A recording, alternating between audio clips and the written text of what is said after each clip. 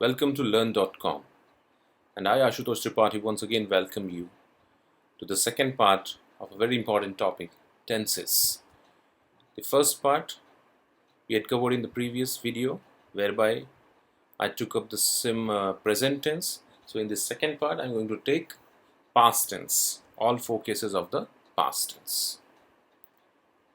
Before moving to the first slide, hope you all are liking my videos, and if you do so, please don't forget to share and subscribe my channel, and do let me know your opinion in the comment box. So let's begin with the first slide. So under this, the first topic that we are going to take up is the past indefinite tense, which is also known as the simple past tense. So as you can see on your screen, the past indefinite tense, which is better known as simple past tense, is used to indicate a finished or completed action that happened at a specific point of time in the past. So in past tense, we basically describe a finished action in the past. That action already finished in the past, and we can mention that particular time of action also. So the normal structure that we follow, as you can see, is subject plus verb in the past tense. So various situations whereby we use this simple past tense, we are going to cover it one by one. The first one is, this tense is used to express completed action when definite time is intended.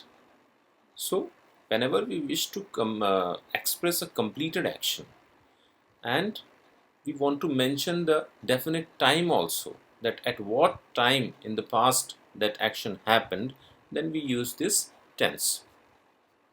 So I lost my pen yesterday. So here, as you can see, subject I, second form of the verb lost, my pen is the object, and the time mentioned is yesterday. The definite point we are expressing, or we are telling the exact time. So I lost my pen yesterday. She left home a week ago.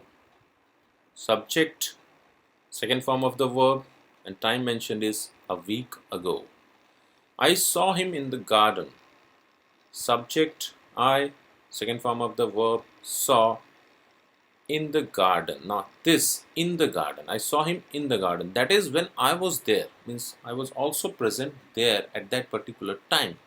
So the definite time is intended. Now the second point whereby we are using the simple past tense is when we wish to express repeated or habitual actions in the past. Repeated or habitual actions in the past can also be expressed by used to. Now this is very important.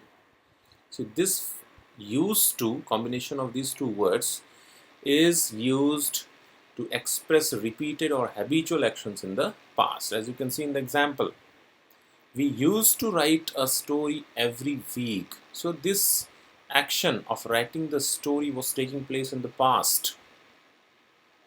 Used to write, so it was a repeated action or habitual action in the past.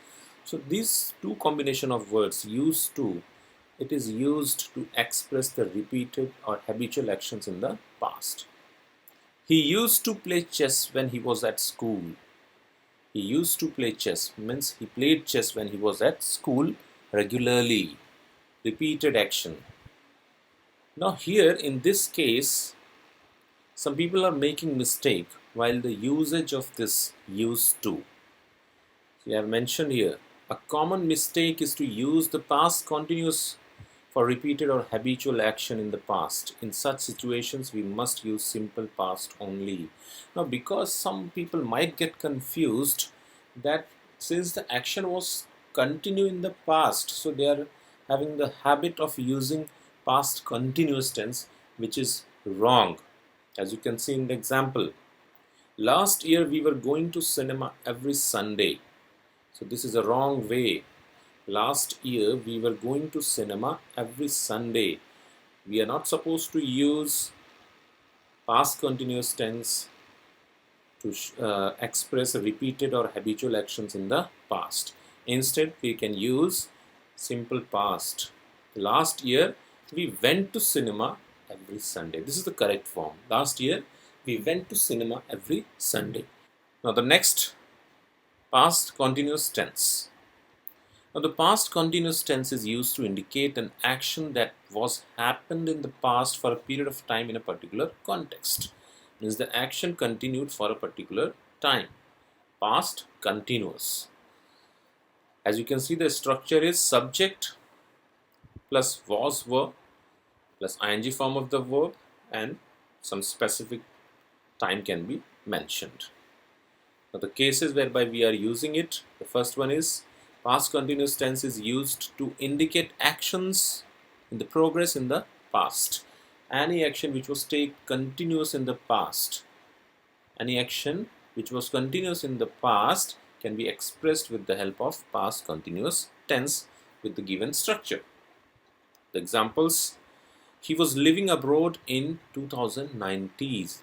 Subject was, living ing form of the verb, then time is also mentioned in 2019. So he was living abroad in 2019. That means the action of living was continuing. Alex was working on his project last night. Alex was working on his project last night. Alex is the subject, was is verb, helping verb here, was, working is the ing form of the verb, and last night, as you can see, a specific time. He was reading a newspaper when I entered the room. Subject was is the helping verb, ing form of the verb, and time mentioned here is when I entered the room. That is, both the actions taking place at the same time, simultaneous actions, reading the newspaper and entering the room. So these are the examples which makes us clear that how we are using the past continuous tense to indicate actions in the progress in the past. Now, the second case you can see to indicate parallel actions or simultaneous actions. When two actions are taking place simultaneously, side by side, parallel actions, two actions are going on parallel way. So we use past continuous tense.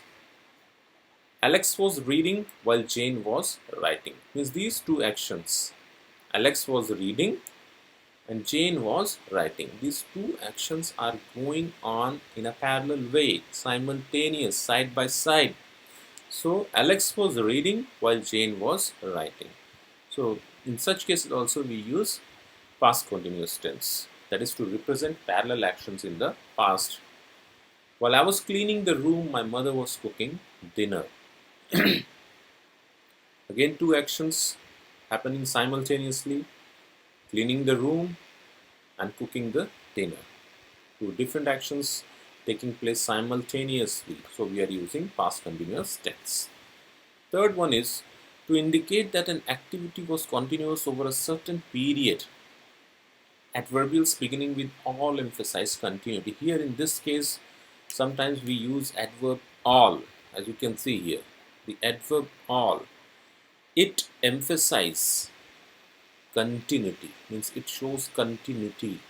When we say it was raining all night, it was raining all night means the rain was pouring throughout the night. All night means throughout the night. There is a continuous action. So the all word represents continuity. I was working hard all last week. So here the subject I was working very hard throughout the week, throughout the last week, continuous. So the adverb all emphasize continuity. As you can see, I mentioned here, all emphasize continuity. Fourth point is to show disapproval using a word like always. Here also this word always. Sometimes when we wish to disapprove something, so we use this word always. As you can see in the example, they were always asking for favors. They were always asking for favors. She was always disturbing me at school. So here we are disapproving the action. we are disapproving the actions. Third one is the past perfect tense. Now, very important. Past perfect is used to demonstrate an action that occurred before and another action in the past. There are usually two completed actions in this sentence. One happens before the another. And this tense is basically used to show which of the two events happened first. So when we talk about two actions which took place in the past, two completed actions which took place in the past, and when we wish to mention both the actions and we wish to draw the attention that which of the actions took place first, or which action took place first and which one the latter. So we are using this tense, and the structure, as you can see, is the subject plus had plus past participle of verb plus when before or after. When before or after plus subject plus simple past tense. Actually here we are using two form of tenses. So the action which takes place first is expressed in past perfect tense, and the action which took place later is expressed in simple past tense. So here, up till this, it is the first action, that is, which is expressed in past perfect tense. Then this second part is subject plus simple past tense. This is used to express the action which took place later. So this thing will be more clear with the help of the example, as you can see. Now let's consider following past events. Here two events are given. The patient died, the doctor arrived. Now these two sentences show two actions which completed in the past. Now both actions are completed. The patient died, the doctor arrived. Now what we can do? Let's combine these two sentences and try to show the relationship. Now see, the patient had died when the doctor arrived. Now we are combining this with the help of this structure. Now see, the patient died is the action number 1 and the doctor arrived is the action number 2. Since both are in past, so this first action, we are expressing this first action in the past perfect tense. See, the patient had died. Subject, the patient is subject, then had, then died. Past participle, when before, after, you can use any one of it as and required. When the doctor arrived, that is simple past tense. The second sentence or the second action we have to write as per simple past tense. So no change in the second part, but in the first part or the first sentence we have to mention it with the help of past perfect tense. Two more examples. Alex had completed the task before teacher arrived. So Alex had completed the task. This is the first action, and arriving of the teacher arrived is the second. This is the simple past tense, and this is past perfect tense. After she had gone, I came in. Past perfect, simple past. So overall you can see, whenever we wish to talk about two actions that took place in the past and we have to show their relationship, we have to combine these two sentences or two actions into one.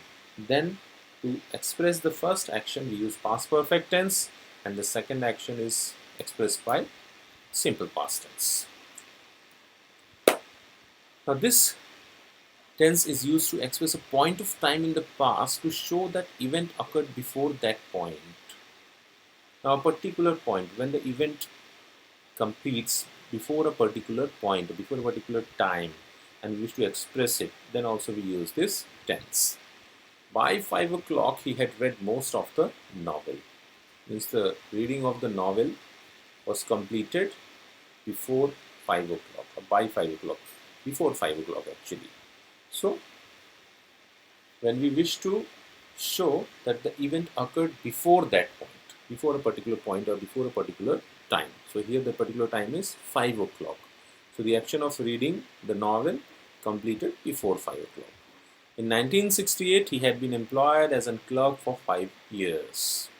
Again, a particular time in 1968. Now, the third case is this tense is used to express unfulfilled hopes or wishes. So, whenever we wish to express some hopes or wishes which we could not fulfill or which remained unfulfilled. So, this tense is used to express such situations or such things. Now, how we use verbs like hope, suppose, want, think, expect, etc. to describe things we hoped or wished to but did not do or could not do. Means we wanted to do but we could not. The reason can be any or many, but we could not do it or we did not do it. We are not concerned with that thing. So such situations can be expressed with this tense using the verbs like hope, suppose, want, think, expect, etc. Example, as you can see, I had hoped to send a message to him, but I could not send it. I had hoped to send a message to him, right? Subject plus had plus past participle. So I had hoped to send a message to him, but I could not send it. Last one is the past perfect continuous tense. This tense is an extension to past perfect tense and its structure.